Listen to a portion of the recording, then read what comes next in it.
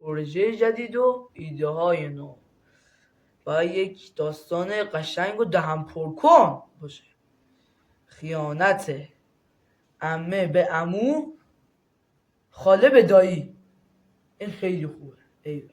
پروژه دوم باید مستقل از پروژه اول باشه.